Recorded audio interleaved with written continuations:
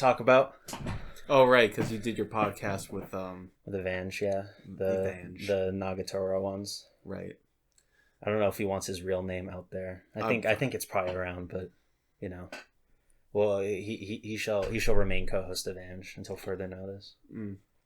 Are you is that starting again soon? It's supposed to start in January. The new season. Yeah. Nice. So that's gonna be fun. Yeah. Look forward to that. Yeah, I enjoyed it. Yeah, I'm glad.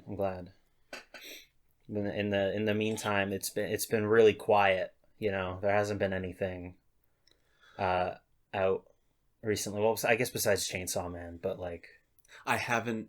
I've watched one episode. That was the first episode. Yeah. Well, I would hope you'd only seen the first episode. Well, you know.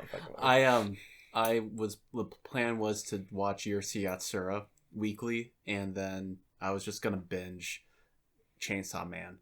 Yeah. Once it's all out. I don't know if it's all out at this point. Yeah, it actually just wrapped maybe last week. Okay. Did you watch the dub or the sub? I watched the sub. Okay.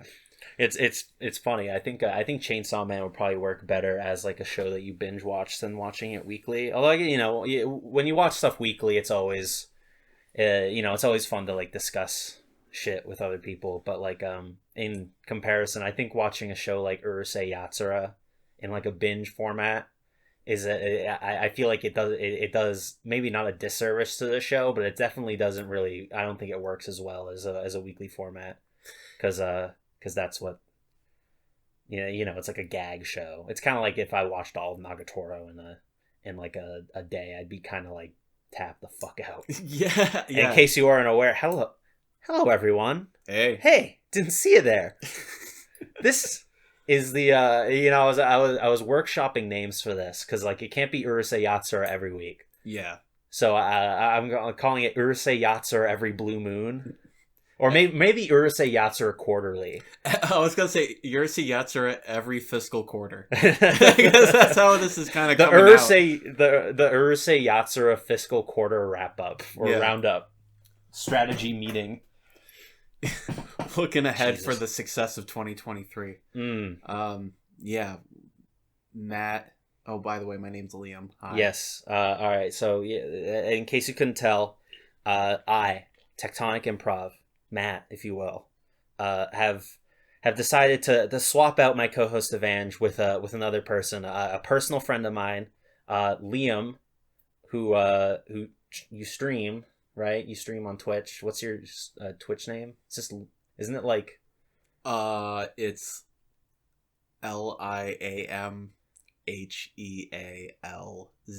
Yeah, Liam Heals. Okay, Heals, all one word, lowercase. Yeah. Thank you for letting the plug happen. I wasn't expecting that. Of course, anytime. I don't have a schedule. I stream whenever I want to. But usually it's like Fridays, Saturdays, Sundays, maybe a couple times during the weekdays. But yeah, I primarily play Skyrim. But when I come back, I'm taking a break. I'm gonna finish up Paper Mario, the original. So, I don't actually know when I'm gonna be able to get this up, but hopefully it'll be sooner rather than later. Oh well. Yeah, so if you like Skyrim, if you want to shoot the shit, come hang out. Yeah, Liam's a cool guy. You may be wondering like where the fuck did you find this guy, huh? It's like, well, dear viewer, I wasn't just skulking the Skyrim streams for a potential co-host. I'm actually sitting live in studio with him right now because Liam is a personal friend of mine and has been for well over a decade. I was actually thinking about how long we've been friends. And I thought 2004. No. That wouldn't make sense because that would have been early elementary school. But you moved to where I forgot where. Well, probably shouldn't say. Nice save. True. I was thinking about that. I was like, here's the address verbatim. No, he moved and went to the same school as me in the 4th grade. Yes. Yeah. And then from there, we kind of then became friends end of middle school. Yeah, I think before then we were just kind of casual acquaintances. I don't think We were more like we were both just friends of another guy. We got mutuals. Yeah, we have mutual friends, and then like around like the end of middle school, we started kind of getting a little closer, and we kind of been friends ever since. True. Buddy. Bud. So yeah, and then as time went on,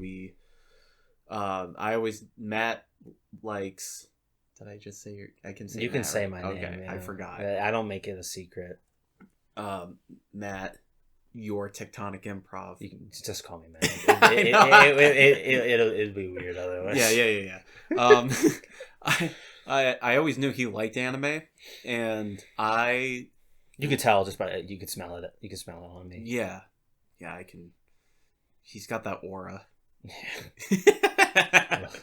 I liked it. I guess early childhood.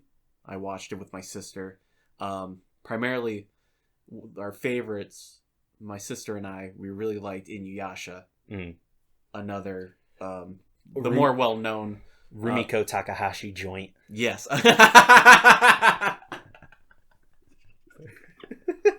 Jeez, I didn't expect that one to hit. So. It's like Rumiko Takahashi's the Spike Lee of anime. It's just like. I'm glad you picked up on that. Yeah. It's so from there, I don't know. You get older, and then you find interest in other things, and then like early high school, I got back into anime because I want to watch all the older stuff, and then I was like, hey, I rewatched Inuyasha. Who made Inuyasha? Yeah, you got behind the you started following the creators. Yeah, a little bit. Yeah. Well, specifically just Rumiko, and then I watched Ranma 1/2. Tried to find as much as Urusei Yatsura, the OG back in the 80s, that anime, as much as you could on YouTube, and Meisami Koku and that kind of stuff. And then took another break from anime. I guess I just wasn't interested. And then, I think around 2020, I just wanted to rewatch Rurouni Kenshin. Yeah. And then I kind of got on the bandwagon ever since with just watching anime and getting back into it. So yeah, part of that was now, keeping up with what's new, and that's Urusei Yatsura 2022, which I was surprised that they were going to remake that. Yeah, I was pretty shocked too, because they just sort of announced it out of the blue and early this year, I think, and then they were saying it was coming out in fall. Yeah, so you're actually a little. I think you're probably a bigger Rumiko Takahashi fan than I am, which is kind of why I wanted to do this with you. Because I've seen, I watched Inuyasha a lot. I don't think I've ever seen the ending, but I do, I know the broad strokes, and I watched it on Toonami. But outside of that, I barely watched any Ranma 1/2, and I only very recently started getting into Urusei Yatsura. I think it was late 2021 or maybe 2020. Because I remember I had I had one of the omnibus volumes of the manga, and I let you have that one because I read a volume of it and I was like, this is all right. Yeah. But it's from 1977 or some shit. It was literally the first thing she ever did. Yes. And it's it's pretty old, but I think most of the humor is still pretty timeless in a way, and the designs are also really nice in that kind of it kind of looks like Devilman. It's kind of 70s looking, but that Lum's timeless. Let's just get that out of the way. Truly a timeless design right there. She kind of knocked it out of the park immediately. Yeah. I was gonna ask you this because I was thinking about this question for myself of what I think when I think of anime, what's quintessential anime. And for me, well, not counting Pokemon or something. You can all any, because I usually, when someone brings up anime, I usually just think of Dragon Ball or something.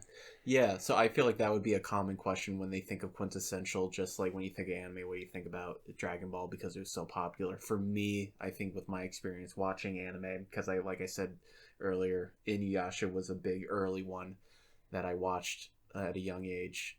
So Rumiko Takahashi's design and how she creates or designs the characters, I think that's what I think of when I think of anime, or Mm. quintessential anime, is whatever she makes. Yeah. So that's why I think I like all her stuff so much. It's just like it looks like it's just appealing to the eye, just like the design. Yeah, the designs are really like clean and cute. Yeah. Just she knows how to do it. Mhm. Like Kagome is good, Rama's good. Inuyasha obviously. Oh yeah. Lord Shishomaru. Lord Wow, R.I.P. what a hottie. Yeah. And that was my question for you, because I wanted, what's your idea of a quintessential anime as far as like a look goes? Yeah, it was just kind of like the because when I was a kid, like stuff like Yu Yu Hakusho and Yeah. stuff was on Toonami at the time. So Sure. when I think of anime, I think of I think like the kind of scratchy, grungy looking like '90s anime, Mhm. with like lots of like energy beams and shit. Yeah. But Inuyasha's right there with it too, because that was one of the first anime I'd ever seen. Mm-hmm. Also, well, it just came to mind, like Inuyasha. It came out, I think, in 1999. The anime, Something like that, yeah. Yeah, And I don't think the English release was that far behind. no, I think it was actually the dub was getting put out Probably like like next year, Yeah. and so it was kind of like in that weird transition of, um, like drawn, or that kind of grungy look, and then transitioned they over to switched more to cleaner, digital like and stuff. 21st century digital look. But yeah, so when I think of quintessential anime, I think of Rumiko Takahashi, and I think of, so so watching Urusei Yatsura, discovering it for the first time, and now rediscovering again through this remake. What you said earlier about the humor, Yeah. I think it hits better than the original, Really? because I think we can see some parts. And before I continue, we discovered that the show is going to be 46 episodes. Yeah, well, because the idea was like, oh, me and you we'll cover this when the season ends. Because I just assumed that like most seasonal anime that Urusei Yatsura would end like with all the other ones around like 12 episodes. But no, it's like it's 40. Oops, it's 46. Did you say? I got it. Yeah, 46 episodes. Yeah, Jesus Christ. According to this article that we found when Matt sent me a text message saying, hey, by the way, there's not like 12, there's like 23. And I was like, let me do you one better. Turns out there's 46 episodes. Yeah. Well, and I guess that's not too rare back in the day, but like nowadays it's you either got like a 12 or 24 if you're lucky episode anime, or and like at least like not in like all at once. You usually have to wait a few years for another season these days. True. It's I guess it kind of works for something, because Urusei Yatsura is like it's like a gag manga, so it's not really, not to say it doesn't look good, because actually I think the anime looks really great. I think it looks really good. I really like the I guess we should probably we've been talking for like 15 minutes, and we probably like, what do you even think of the show? I think I like it. You like it? Yeah. And why do I like it? Well, we can go into details as we go through, but Yeah. if you want to like your thoughts, sure. Well, bring back to what I was saying about the way the humor hits, a little bit better than the original. It's the timing on some jokes were good, and I think an example was, don't remember the episode, but it was the one where the pink-haired girl Ron, Yeah, comes into the picture.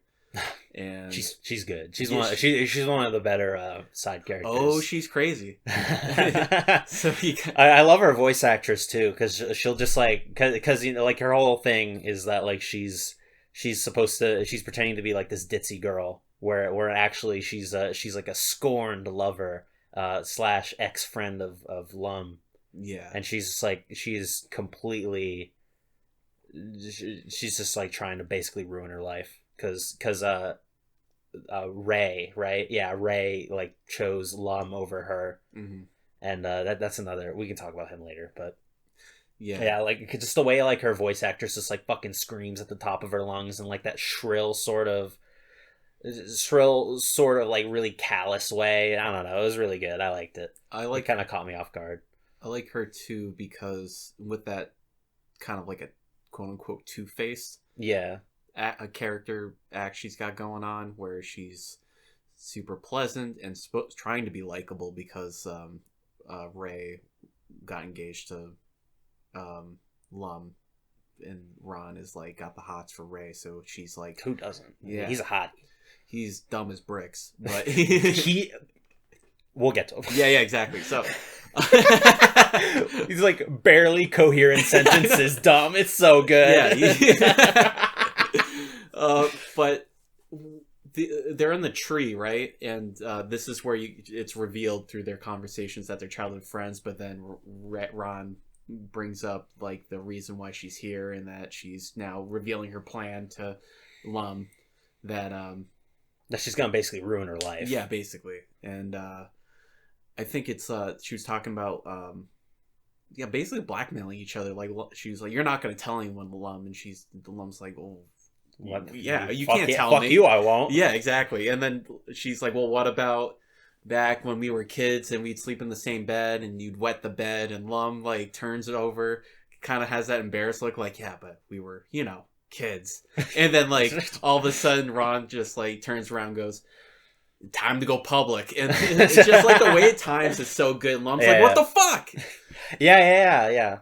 So I think it's like you see that peppered in each episode, and so that was an example of like why I think the timing with this is just better. I didn't really see that a whole lot with the original, and that's my favorite, and I think that goes with like just humor in general. It's just the timing's like when it's on point, it makes it so much better. Yes, I agree. How much of the original show have you seen? I've only seen like a few episodes of the first show, so I don't really know how much of this is like a shot for shot remake. Mm-hmm. I don't think it is. I think it's a little different, or at least like some of the events are out of order. Mm-hmm. I don't remember. It was like one of the first episodes. I seem to remember in the original like 80s show, like one of the first episodes involves like some kids in Ataru's class. Ataru's the boyfriend, or like the main character essentially. Or like some kids in like Ataru's classroom are like trying to like call Lum over in like her spaceship or something, and I don't think that's in the new show. I don't think that episode is in it, but I think it's in the original. They're basically like the incels or whatever. They want Lum, because who doesn't? Ataru is the first fuckboy of anime. He's the worst. Here's how we can find out if someone like Urusei Yatsura. If you can deal with this motherfucker, then I think you'll be fine. Yeah. Well, because like the show, I should have looked this up beforehand, but I'm pretty sure this is what it is. The show, the name Urusei Yatsura translates to like annoying people or something like that. And I think when people first start watching it, they're like, "Oh wow, this Ataru guy, he really sucks ass," and he does. Yeah, and he does. He sucks really bad. But like, he's always kind of the butt of the joke, so it doesn't really feel like he's or it's like the show knows it. But like, as you watch more and more of it, the more you realize, like, oh, everyone sucks really bad. Like even Shinobu, who's like Ataru's like sort of girlfriend, not really. Yeah, like probably would have been if Lum hadn't shown up. Like, even she is, like... I think at first you're supposed to feel bad for her, but, like, after a while, there's, like, so many situations where like, there's obviously a misunderstanding and she, like, refuses to accept it. And then there's, and then once, oh my god, what the hell's the name of the rich guy? Mendo. Yeah, and then as soon as Mendo shows up, she's, like, right around... She's wrapped around his finger. Yeah, because he's rich, handsome. He's rich, handsome, and he's also probably one of my favorites. Because he's like he's so shallow, and he's also like a huge pussy when it comes to being in the dark. Yeah. And again, like the guy's voice actor is really good. Whenever, just like the timing, like you're saying, was really good. Because like as soon as that guy's in the dark, he's immediately screaming at the top of his lungs.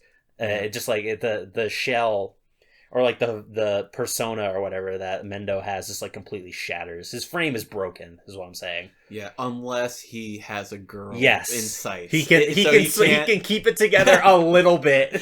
So basically, everyone's thirsty as hell. Yeah, everyone's thirsty and sucks. Yeah, everyone's thirsty and sucks, which basically sums up adolescence. Yeah. Which I think that's why people like the show so much. It was so popular because it's like just everyone sucks, but it's just a different type of shittiness. Yeah, everyone sucks in their own way. In their own way, but it kind of makes sense because you forget, like, oh yeah, they're like in high school.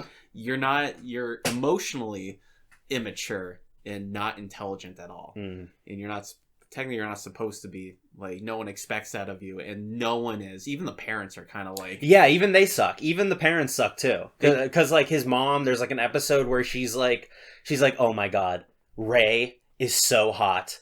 I need to fuck him, or like I think I might just have to leave my husband for him. He's confessing his love to me. It's over, and like his dad isn't it's in fucking shambles. Yeah, his dad's in shambles too. But like, you know, he's not like a saint, because there's that one episode where they go to Neptune, right? Yeah, and this is like a sci-fi show, so it's like that sounds kind of ridiculous, but I mean it is ridiculous, but you know, you take it for granted. Yeah. Or they're just like they wait for like I think like 5 minutes because like Ataru goes to Neptune and like against his will when there's like supposed to be like some dinner. Yeah. He's been really looking forward to, and like his parents wait like 5 minutes before eating his shit. and like the mom is like, well, it was your idea, honey. I mean, you know, that could be just her lying, but yeah. That episode was you know, I think the only one who doesn't like outwardly suck is her name Sakura, the shrine maiden lady who's school nurse. I think she's the only one who doesn't like. There must be some sort of quirk with her I don't really or I forgot or I wasn't picking up on, but like she seems to be the most like put together out of all of them. It's very subtle, but when she's introduced, it's when Ataru goes to the shrine, and I forgot the reason why they're at the shrine, but she loses her mind. She like she's like he's like cursed or something. Yeah, he had like a bad fortune, I think he's just very unlucky, and I think there was something with like her like expelling her demons, and the demons were like attacking him. Okay, so she is also batshit nuts, but it's really that one episode, and then for the rest of it, she's like the school nurse. She's kind of like the voice of reason character. She turns into that, yeah. But no, I think that what was I gonna say? The whole show showing like the adolescent youth and like the ugliness of it, but in a fun, lighthearted way. In a sense. I think that's why it's really funny, because I think like I'm in my mid-20s. So we're around the same age. It's like I can kind of look back, and obviously no one acted like that. Yeah. But it's also like I think it's fun to look back at that and say like, oh yeah, it's Ataro's like he's just a straight up fuckboy. But it's also kind of funny because like it's funny because he's a jackass and he gets his comeuppance and everyone shits on him, and it's like, yeah, you deserve to get shit on. There are moments in the show, and it's only really happened once. No, the 10th episode. Yeah, where he like looks at Lum in a different light. Where they hold hands. Yes. Oh, I think that was like halfway through where they're like supposed to, his like classmates like pulled a prank on him. They what the fuck is the term? They catfish him. They catfish him with like a secret admirer, and Lum knows this and covers for him and pretends to be the secret admirer, which is really sweet. You know, she's a sweet lady when she's not ruining his life. But, possessive. Yeah. Well, you know, whatever. And abusive. Yeah. Well, you could argue he has it coming sometimes. Yeah, true. But even still, I mean, there is that moment where they like and I don't know how the show, and I don't know if you know how the show like or the manga ends. So I don't know what like if there's even canon pairings or anything. Mm-hmm. Yeah, as like old as dirt as this series is, I still don't really know if that's like how this show works, because I I know Ranma kind of spins its wheels for a while. I assume it's the same thing with this. The anime in Ranma spins its wheels to the point where it just kind of goes off a cliff. Yeah. I remember I've seen Ranma, the original anime, from beginning to end. In the end, they're literally just like they wave and go over a hill, just like bye. Like what the. So yeah, they basically that, but that's what happened with all older anime. They just gave up on it. But I know the manga, which I didn't finish the manga. How much of it have you read? I've read only a couple. I think only like the first volume, to be honest. Oh, okay. But so with Urusei Yatsura, it's I'm also kind of going into this blind. For one, I didn't watch a lot of the original anime because I didn't have a lot of access to it. Yeah. But also, I haven't read any of the manga. It's also a lot of anime. It's a lot to consume, and so. But we're not in high school anymore. We have shit to do. We do have shit to do. It was a lot easier to binge anime when I was like if you asked me to catch up on One Piece, nowadays I'd be like fuck that. Yeah. But I'm already in it, so. I don't have to rewatch shit. Are you you're already in One Piece? Well, yeah, I started watching it in high school. Oh, okay. And I've switched to the manga since, but oh, cool. Yeah. I do know that in Urusei Yatsura that moment that I had mentioned about Ataru seeing Lum in a different light with the end of that episode where he realizes, oh, she kind of vouched for me. She covered for me, one, and then also he's like, of course, in his own douchiness way, he's like, oh, she's actually kind of cute. Yeah. And I was like, there's a little bit more to her, buddy, but he was like, let's hold hands, let's keep walking, and then... Which is what she was asking for at the beginning of the episode. Oh, yeah, exactly. It's all coming together.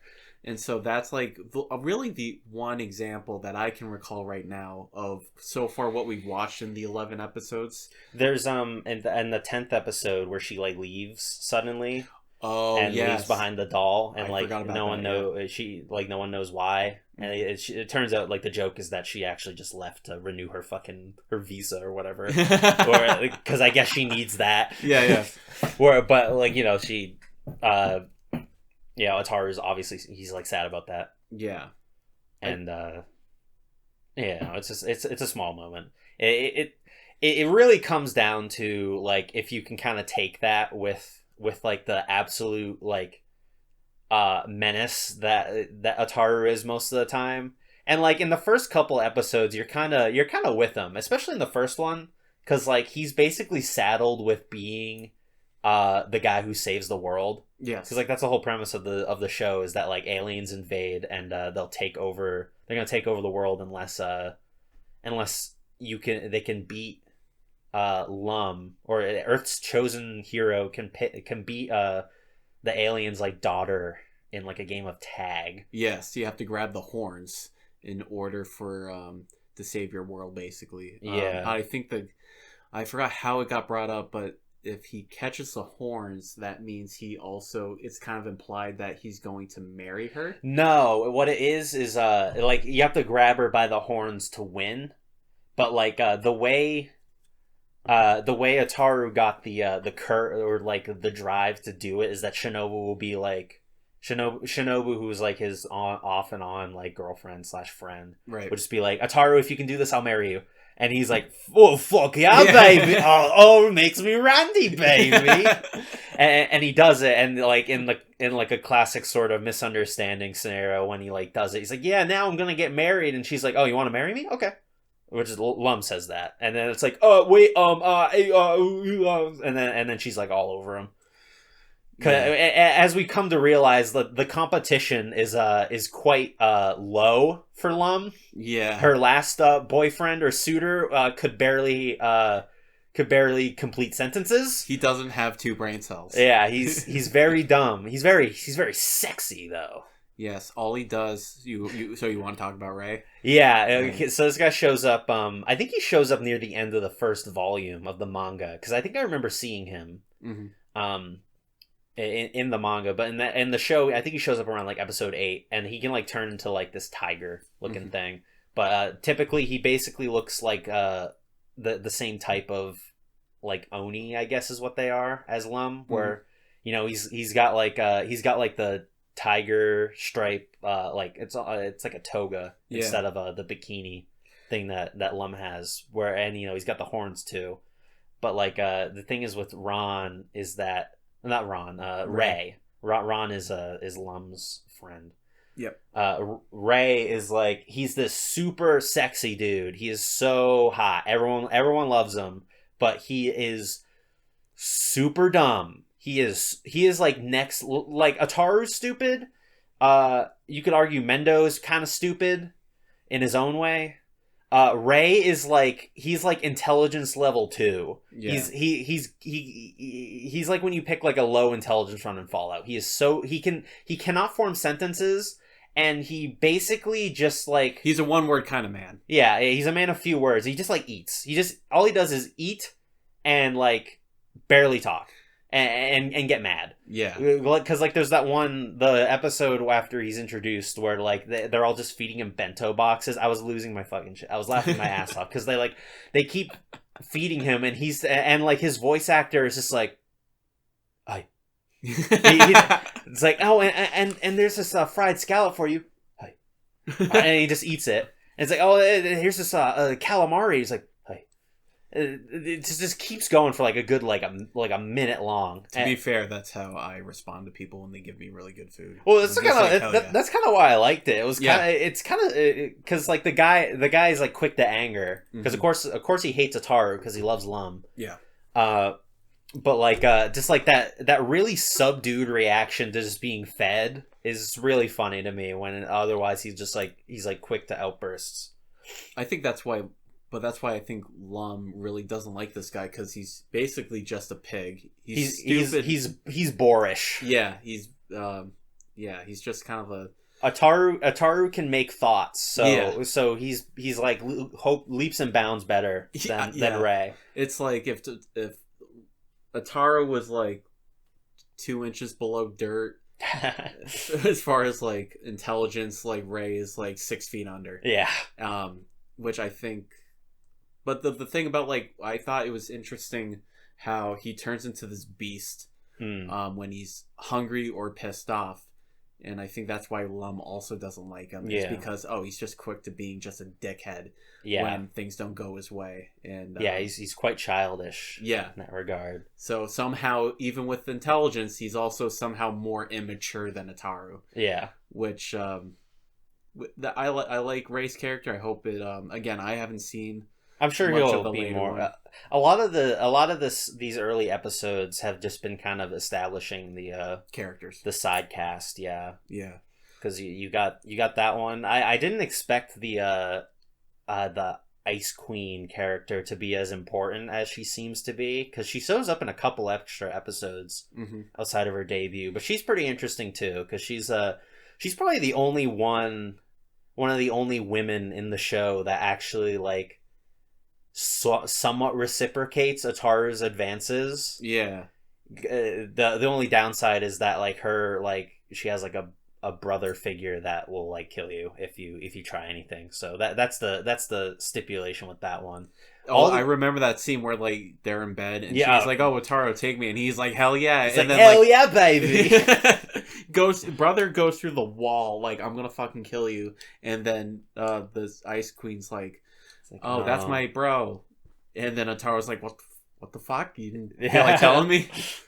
Yeah. Meanwhile, Mendo is snow shoveling for like 10 years. 10 years for a few girls. Mendo is also a horn dog. He's just more graceful about it, I guess. Yeah, he hides it better. I like Mendo a lot. He's a good foil for Ataru. He's like a guy who shows up in like episode 2 or 3. Yeah. Where he's like rich kid. He's brat. He's like a snob. Everyone loves him because he's good looking and he has manners. But he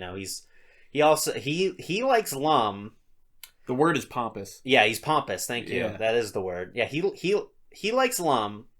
Lum likes Ataru. Ataru likes Shinobu. Everyone. And everyone. Every girl with a pulse. Yeah, every girl with a pulse. And Shinobu likes Mendo. Yeah. But not necessarily because she likes him.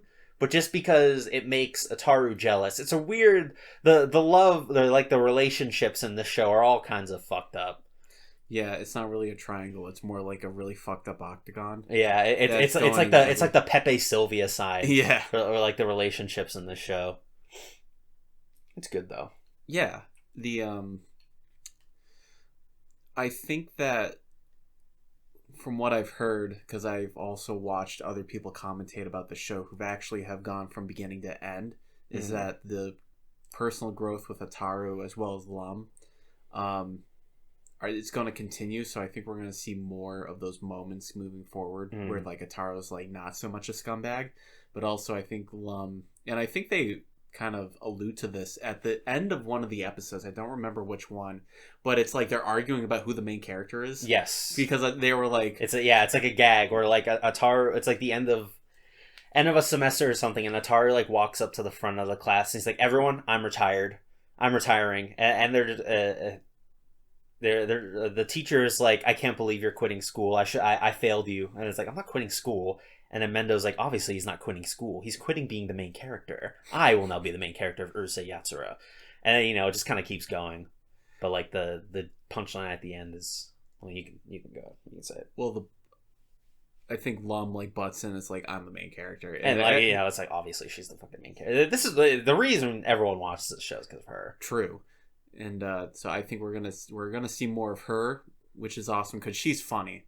She is funny. She can, yeah. And also, so that's what I'm looking forward to after, when more episodes come out.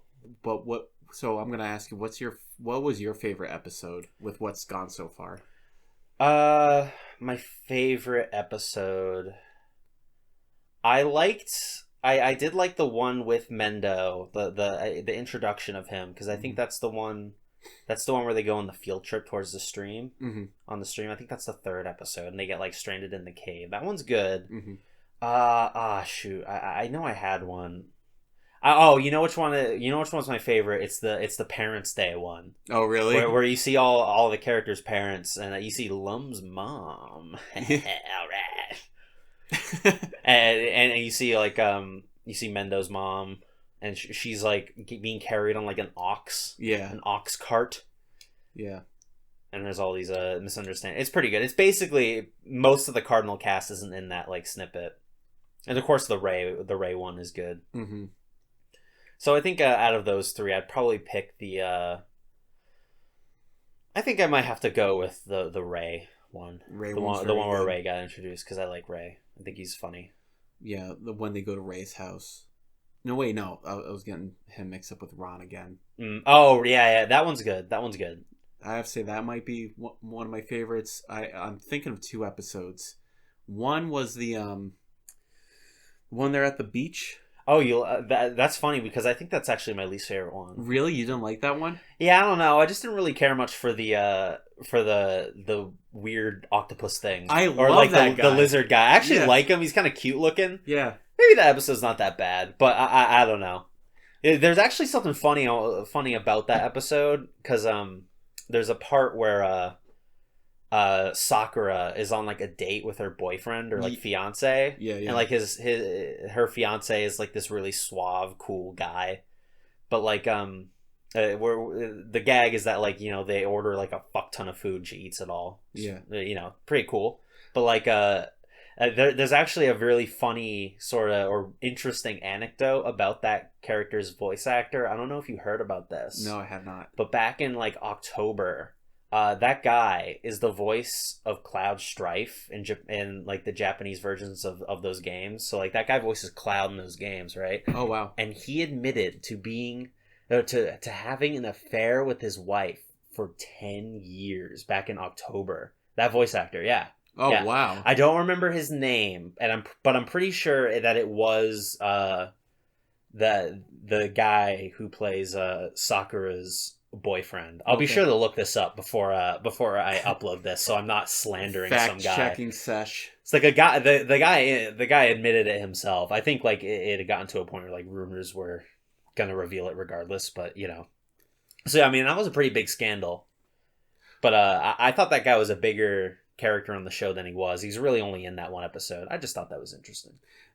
That part with the boyfriend, that was probably what stuck out to me the most, I do like the little lizard dude. Yeah, Who's like in the bottom of a public pool. yeah. Just He's like pouring tea into nothing. It's just kind of like evaporating into the water. Very polite, very sweet. I did like that because usually characters like that are like kind of throwaway and annoying. Well, like if they're ever like that, they like turn the pity up to like 11 and like try to sort of manipulate people around them into taking care of them. And like it read to me that guy was just kind of genuine about it, which made me kind of like him a little more than normal. Also, he gets a nice ending. With what you just said, they made a joke about what you just said in that episode. Oh, really? It was like towards the end where like they're having picnic. Yes, with each other, and he's like bring up the fact he's like, oh, I'm so lonely, and they're sitting there like, is this asshole taking advantage of us? It's like, yeah, I guess this is my last supper, you could say. And everyone's like, well, I've my appetite spoiled. Yep, it's like so I guess they do kind of they do kind of make a joke about it, but it didn't really seem like I guess I kind of liked him more than like that average sort of character. My favorite part about that episode was like Sakura and the boyfriend together, and everyone's just kind of watching them, which is fucking weird. But then it's like the climax of the moment where they're about to kiss, and the little lizard dude's like right up in their grill, like just like. I couldn't see without my glasses. I need a closer look. And Ataru just runs down. I was like, you fucking idiot. And just it's like, carry on. Yeah, just like, hurry up. Make out. Because he's fucking horny as shit. Yeah, it's good. It's good. I have to say, my favorite... So that's probably number 2. My favorite one is still... I'm kind of split because I think the first half of the episode... It's kind of like one of those episodes where it's split up into 2. The first one was kind of like the one with the boxing gloves. Oh yeah, that one was okay. I wasn't a fan of that specifically. Like I didn't. Like, I thought it was sweet that he wouldn't hit Lum. He wouldn't hit Lum or originally it was Shinobu. He wouldn't hit them. Yeah. You know, it's like those little moments that kind of are Ataru's chance to kind of redeem himself in some way. Yeah. Even if it's kind of like a classic chivalrous moment. You know, it's still nice. Yeah. So where I'm split is like, and then he'll hit Mendo. He'll hit. He's like, he doesn't give a fuck. Yeah, well, fuck that guy.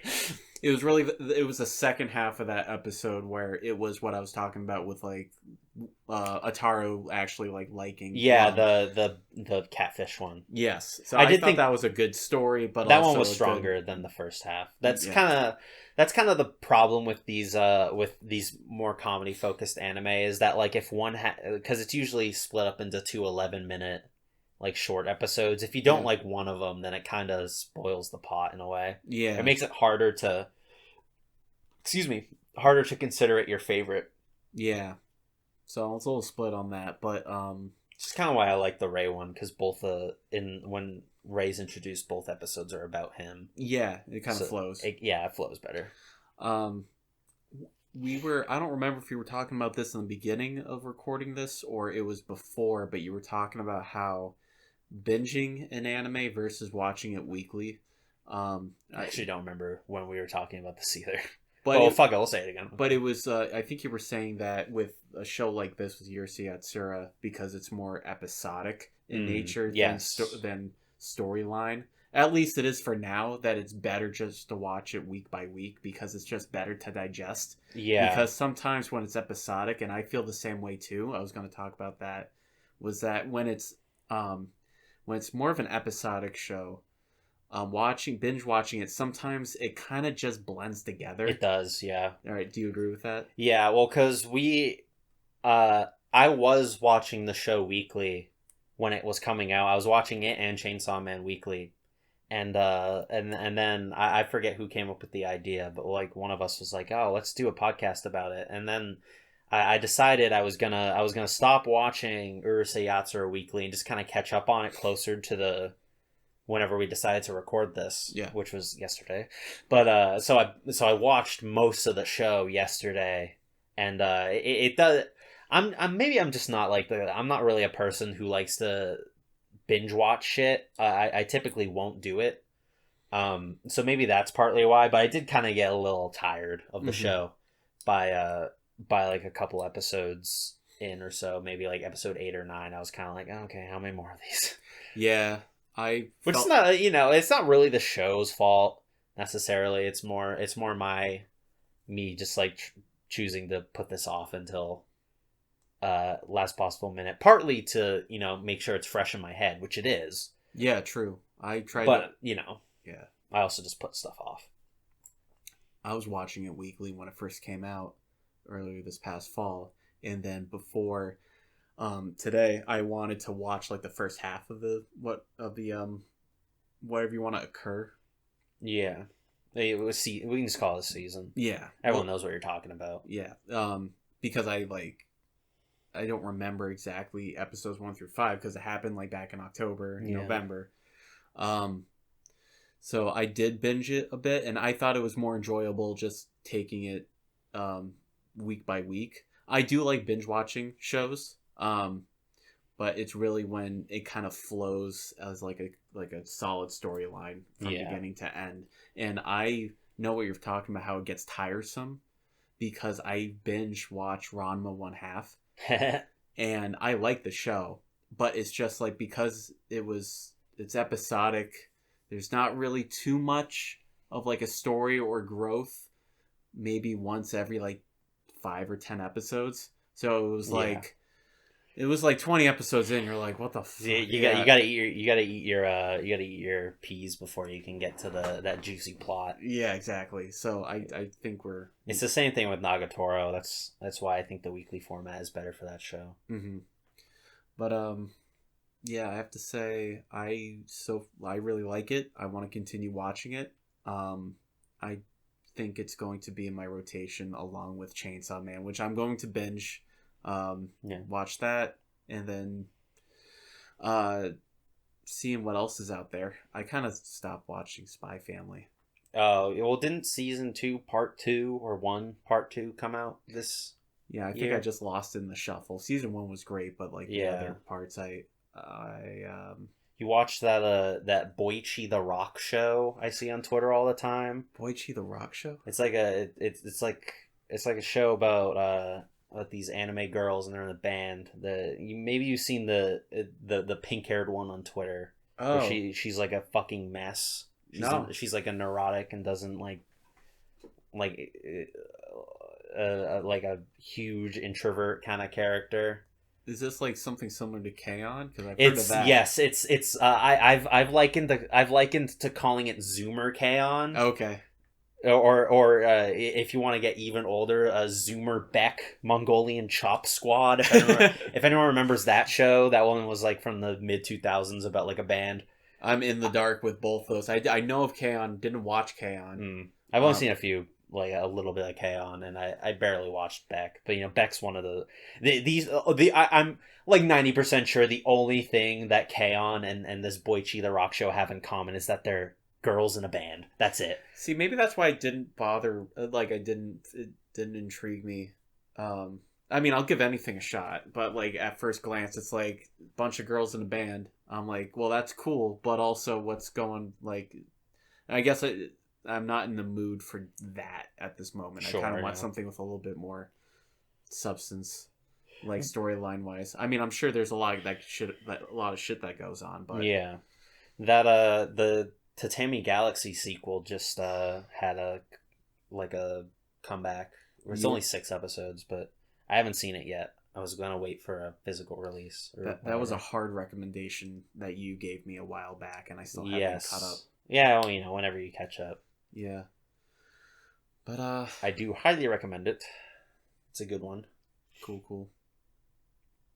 So yeah, I guess that's we basically just randomly talked about the show. If you were hoping for any sort of structure to this, sorry. If you're looking for an episode by episode analysis on the beginning, middle, and end of each episode, that ain't happening.